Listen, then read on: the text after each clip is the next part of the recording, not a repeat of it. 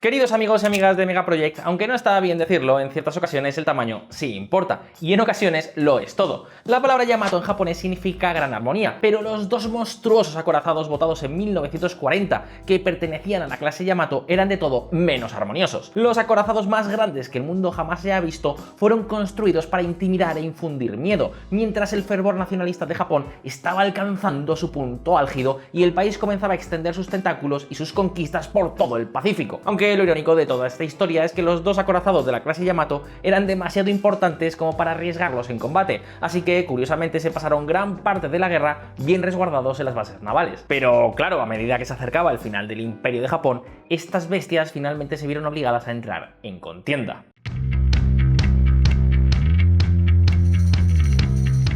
Durante los años inmediatamente posteriores a la Primera Guerra Mundial, varios países continuaron desarrollando los programas de construcción naval que habían comenzado durante la guerra. El Reino Unido, Estados Unidos, Francia, Italia y Japón, los vencedores de la Gran Guerra, invirtieron mucho en su armada naval y el mundo vivió la primera gran carrera armamentística en tiempos de paz. Precisamente por eso, en 1922 los 5 países firmaron el Tratado Naval de Washington, en el que acordaron limitar el tamaño y el armamento de los futuros acorazados. En el tratado se incluyó un límite de 35.000 toneladas de desplazamiento y un cañón de 400 milímetros de calibre. Sin embargo, curiosamente el tonelaje total de buques capitales, que son los acorazados y cruceros de batalla, no era el mismo para cada país. Para el Reino Unido y los Estados Unidos se fijó el límite en 525.000 toneladas, pero para Japón en 315.000 toneladas, para Francia e Italia un máximo de 175.000 toneladas. Y como os podéis imaginar, con este tipo de artimañas y de acuerdos asimétricos, el tratado terminó siendo un postre amargo para varios países. Y en parte esto explica que en la década de 1930 el mundo entero, y sobre todo algunos países, vieran el auge más extremo del ultranacionalismo, principalmente Alemania y Japón. De repente las llamadas para expandir el imperio de Japón se hicieron más fuertes y consistentes. Y no, sus objetivos no se limitaban únicamente a las zonas más próximas al país nipón. El punto de mira japonés se había puesto sobre un área enorme que se extendía a lo largo de 4.800 kilómetros desde China hasta la isla estadounidense de Midway en el Océano Pacífico. Y claro, si Japón tenía ambiciones reales para conseguir un imperio de este tamaño, pues evidentemente iban a necesitar una gran armada para conseguirlo. En 1934, Japón abandonó la Sociedad de Naciones, lo que se conoce como el precursor de la ONU, después de un escandaloso incidente en 1931 en el que Japón atacó con una bomba una de sus propias líneas de tren y luego culpó de la explosión a la disidencia china. Esto fue algo que simple y llanamente hicieron para fabricar un casus belli, es decir, una burda excusa para poder justificar el lanzamiento de un ataque contra la China continental, un ataque que finalmente se produjo en septiembre de 1931. A todas estas torticeras maniobras le siguió, como es lógico, un periodo de aislamiento internacional, un periodo que en la práctica solo sirvió para librar a Japón de las cadenas que suponían los tratados y compromisos políticos adquiridos previamente, mientras los líderes militares japoneses comenzaban a reflexionar acerca de cómo crear esa gran flota naval.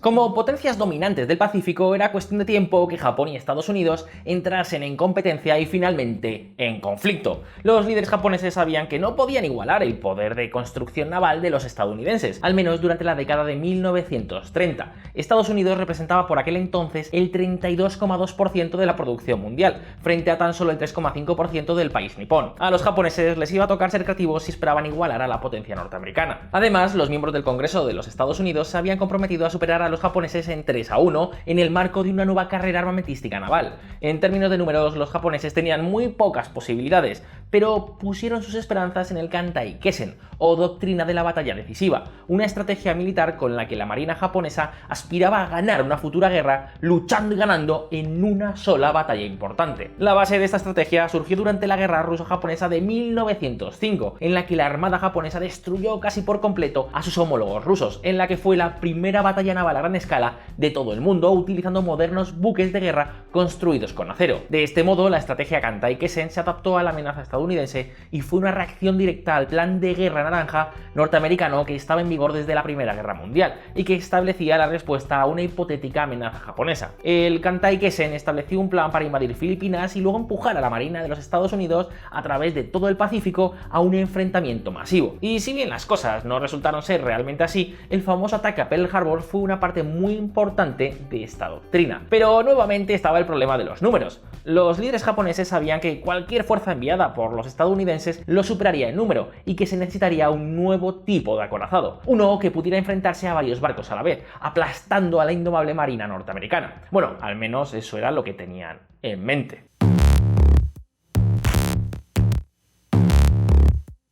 Entre 1934 y 1936 se presentaron 24 diseños diferentes para lo que Japón esperaba que fuera un acorazado tan grande como para infundir miedo a quienes lo vieran aparecer por el horizonte. Estos diseños variaron muchísimo, desde su armamento hasta su tamaño, desde su blindaje hasta su velocidad, aunque finalmente todo esto se redujo a dos diseños, el A140F3 y el A140F4. En 1937 estos dos diseños se transformaron en uno solo, y así es como nació el modelo final del acorazado clase Yamato. Y creedme, lo que surgió de estos diseños fue algo mastodóntico. No solo se convertiría en el acorazado más grande que el mundo haya visto jamás, sino que también propinaría unos golpes brutales. Atentos, tenían 9 poderosos cañones navales de 460 milímetros montados en 3 torretas triples que pesarían más que un destructor entero de la era de 1930. Ojo, y solo estamos hablando de las torretas. Pues bien, una vez que los planes fueron firmados por el alto mando naval japonés, se realizó un pedido de 5 acorazados clase Yamato, aunque al final solo verían la luz 2 más un tercero que terminó convertido en un portaaviones. Pero esperad un momento porque de eso vamos a hablar más adelante.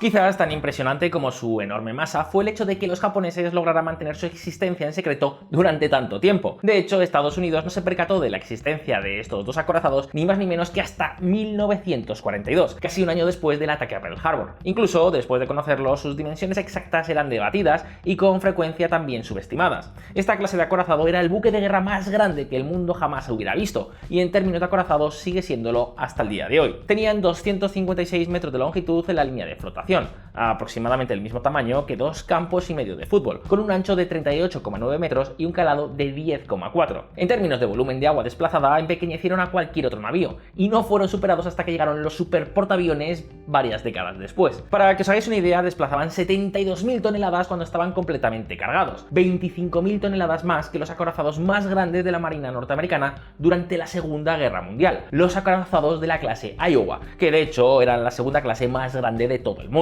Atención a estos datos: 12 calderas Campón accionaban las 4 turbinas de vapor que hacían girar 4 hélices de 6 metros que generaban 147.948 caballos de fuerza.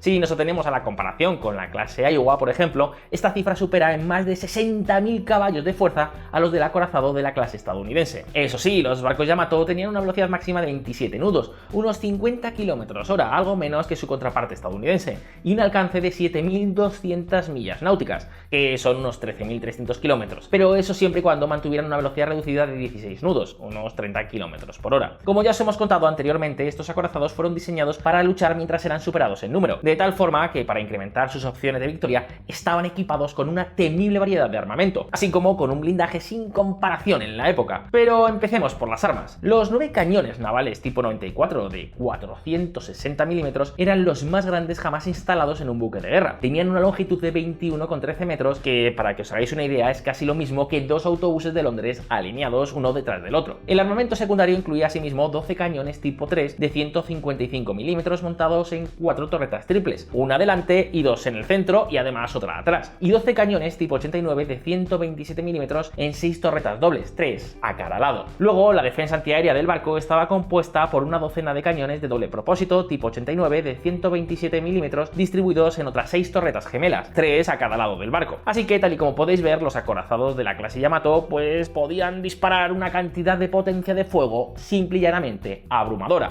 Pero la pregunta es, ¿Podrían recibirla tan bien como la lanzaban? Pues amigos, el blindaje que protegía a estos monstruos del mar era también insuperable. Estos acorazados contaban con un primer cinturón de blindaje a lo largo de su costado, con un grosor, ojo, de hasta 410 milímetros, al que le seguía un cinturón inferior cerca de la línea de flotación que tenía 200 milímetros de grosor. Pero todo esto no era nada en comparación con el blindaje que tenían alrededor de las torretas de la nave, que podía alcanzar los 650 milímetros de grosor. Además, el blindaje que se encontraba en los cinturones y alrededor de las torretas estaba hecho con un blindaje de acero endurecido, mientras que el blindaje de la cubierta estaba hecho de una aleación de níquel, cromo y molibdeno. Pero no fue solo el blindaje lo que dio a estos acorazados su ventaja competitiva. Gran parte de la superestructura se construyó mediante una soldadura por arco, que era una forma de construcción relativamente nueva en aquel entonces, que consistía en que el metal se unía usando electricidad para fusionar así las diferentes planchas. Eso proporcionó un blindaje mucho más duradero que ninguno creado anteriormente. Pero tal vez lo que más os llame la atención son las cosas que podían resistir. Por ejemplo, se creía que los barcos podían soportar impactos de proyectiles de 460 milímetros a distancias de entre 1,9 y 3 kilómetros. Y la plataforma aún más. Fue diseñada para ser capaz de resistir, ojo, el impacto de una bomba de 1000 kilos lanzada desde 3400 metros de altura. Vamos, casi nada. Pero un momento, porque aunque su blindaje era superior a cualquier otra cosa en el mar, lo cierto es que no eran invencibles. Tanto el Yamato como el Musashi tenían una armadura bastante más ligera en sus arcos. Y no solo eso, también se informó de una mala unión en el sistema de defensa contra torpedos, por no hablar de las dudas que existían en torno a la longevidad de sus condiciones estancas.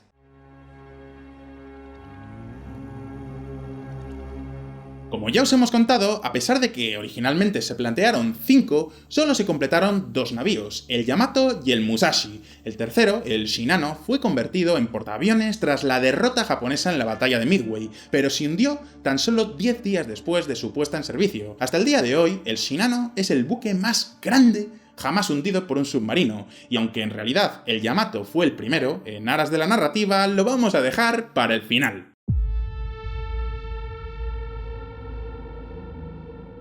La construcción del Musashi arrancó el 29 de marzo de 1938 y fue votado el 1 de noviembre de 1940. Al igual que su hermano, parece que el mando japonés estaba dispuesto a mantener al Musashi protegido tanto tiempo como les fuera posible. Sin embargo, a pesar de todo, fue dañado por un torpedo estadounidense en 1944. En octubre de ese mismo año dejó Brunei para participar en la batalla del Golfo de Leyte, considerada una de las más grandes batallas navales de la historia. La batalla se puede dividir en aproximadamente 4 enfrentamientos diferentes, y fue durante uno de ellos, en la batalla del mar de Sibuyan, el 24 de octubre, cuando el Musashi encontró una enorme posición que no pudo igualar. De hecho, tanto es así que durante la batalla fue alcanzado por un total de 17 bombas y 19 torpedos, hundiéndose completamente y acabando con la vida de 1023 de sus 2399 tripulantes. Por su parte, la construcción del Yamato comenzó el 4 de noviembre de 1937 y fue votado el 8 de agosto de 1940. No obstante, a pesar de ello, no entró en servicio completamente hasta 1942, después de completar exigentes pruebas y entrenamientos. Lo más sorprendente es que, a pesar de ser el buque insignia de la Armada Imperial japonesa, el Yamato pasaría la mayor parte del tiempo de guerra bien lejos de los combates importantes. Por ejemplo, estuvo involucrado en la batalla de Midway en 1942, pero no se enfrentó a las fuerzas enemigas. De hecho, el Yamato solo se enfrentaría por completo a los barcos enemigos una vez, el día de Navidad de 1943, cuando resultó gravemente dañado por un torpedo disparado desde el submarino USS Skate, y tuvo que volver cojeando a casa para que le realizaran reparaciones estructurales. Tras este incidente, el Yamato regresó al mar al año siguiente y en octubre se sumó a la acción militar durante la batalla del Golfo de Leyte, en la que hundió al portaaviones de escolta estadounidense Gambier Bay y al destructor Johnson. Este fue, de hecho, el punto culminante de este espectacular barco. Para principios de 1945, la Armada Imperial japonesa ya estaba prácticamente descompuesta, y con las fuerzas aliadas acercándose al continente japonés, llegó el momento de jugar con todas las cartas. ¿Os suena la palabra kamikaze? Pues en japonés significa viento divino y generalmente se asocia con misiones suicidas que involucran aviones que chocan deliberadamente contra barcos enemigos. Pero algo menos conocido es que no fueron solo los aviones los que participaron en estas misiones kamikaze. De hecho, Fue en una de estas misiones en las que el Yamato encontró su final. La Operación Ten-Go sería la última gran operación naval realizada por la Armada japonesa, un intento fallido de detener la marcha estadounidense hacia Japón. La operación requirió 10 buques de guerra liderados por el Yamato para abrirse camino hacia Okinawa, donde se encallarían estos mismos, creando una pantalla protectora sobre la isla. Sus órdenes eran luchar hasta que ya no fuera posible, y luego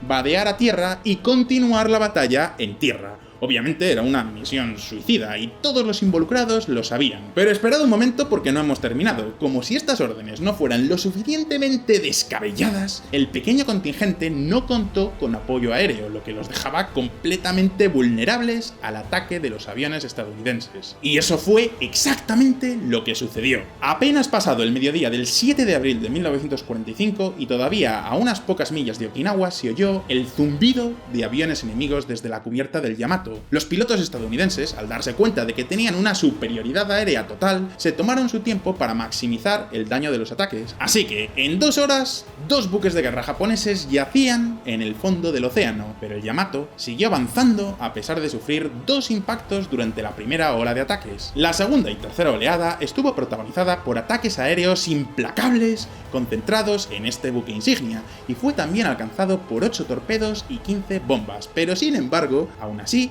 siguió avanzando dramáticamente. La estampa de un héroe de guerra que carga sobre las líneas enemigas, cae y se vuelve a levantar continuando valientemente hasta el final. El caso es que la situación se volvió totalmente desesperanzadora, y sí, mis queridos amigos de Megaprojects, si había alguna duda sobre la actitud de los militares japoneses hacia la naturaleza sagrada de la vida, la orden de inundar las salas de máquinas y calderas sin previo aviso, ahogando con ello a cientos de marineros, lo demostró de inmediato. Eran poco más de las 2 cuando el orgullo de la armada japonesa comenzó a hundirse. Pero su final, su auténtico final, llegó con una explosión brutal. A las 14:23, el Yamato explotó. Para que os hagáis una idea, la nube resultante en forma de hongo alcanzó los 6.100 metros de altura y se vio a 200 kilómetros de distancia en Kagoshima. Los restos del acorazado más grande del mundo yacían esparcidos por el océano. Solo 202 soldados sobrevivieron. Una vez que quedó claro que el fin de Japón estaba cerca, el gobierno ordenó que se destruyeran los documentos y fotos relacionadas con los acorazados clase Yamato para evitar así que cayeran en manos del enemigo. La destrucción, amigos, fue tan completa que hasta 1948 las únicas fotos que existían de los acorazados procedían de Estados Unidos, tomadas durante la batalla o desde vuelos de reconocimiento. Aunque con el tiempo han surgido imágenes y documentos, la eliminación casi total de todo lo relacionado con estos acorazados les otorgó un estatus mítico y casi místico. En Japón, la operación Ten-Go, en la que el Yamato se paseó por última vez, suele describirse como un intento heroico pero inútil de proteger a la nación. Ya sabéis cómo son estas cosas, el inverosímil plan y la cruel indiferencia por la vida humana pues se dejan de lado con demasiada facilidad. El caso, amigos, es que la desaparición del vasto acorazado el día 7 de abril de 1945 no fue solo el final del Yamato, ni siquiera de los acorazados de la clase Yamato, sino que también representó el final del Imperio de Japón. Y llegados a este punto, si os ha gustado este vídeo, no olvidéis darle al botón de like y suscribiros a Megaproject si es que aún no lo habéis hecho. Una vez más, muchas gracias por estar ahí. Nos vemos en el siguiente episodio.